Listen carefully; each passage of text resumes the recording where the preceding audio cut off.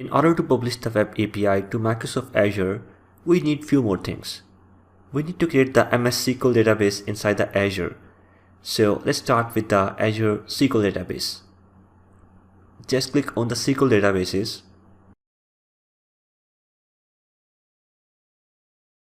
Tap the Create option to add the SQL database. Then we'll just choose the same resource group which we have created in the Azure web application. Here, give some user-friendly name to your database. Then we need to create our server in which we'll add our database. So let's click this, create a new server where we'll put our database. Just give a name to the server.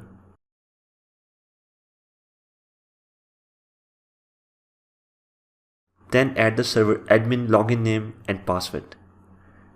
We'll need this admin login name and password when we try to access the Azure SQL database. So we'll add the username and password of our choice.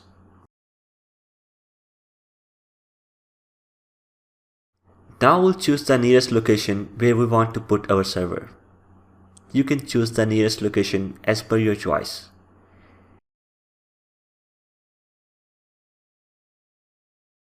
Then click OK.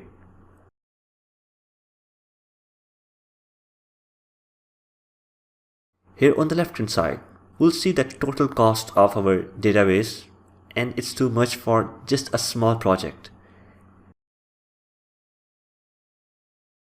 So let's click this Configure Database option.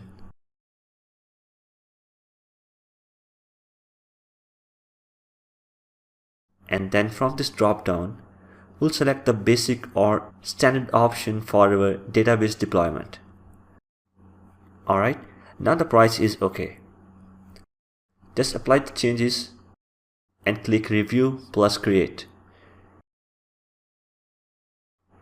Now we need to press this Create option, and this will create a database inside the Azure. Be patient because this process will take up to 5 minutes.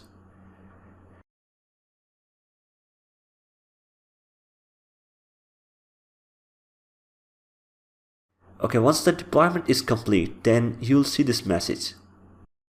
Also, just open the notification and then tap on the Pin to Dashboard so that it will pin our database to the dashboard. And next time, it will be easy for us to access or open our database from the dashboard. Now, just open your database. Make sure to select this Overview option.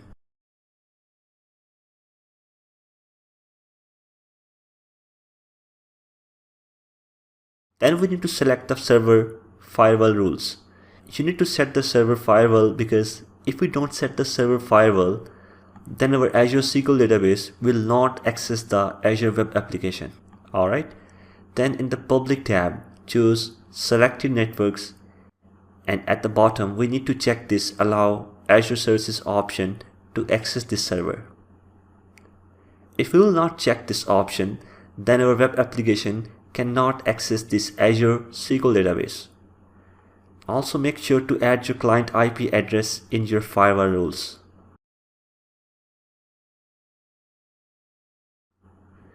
Once we turn on the Allow Azure Services, then just save the changes.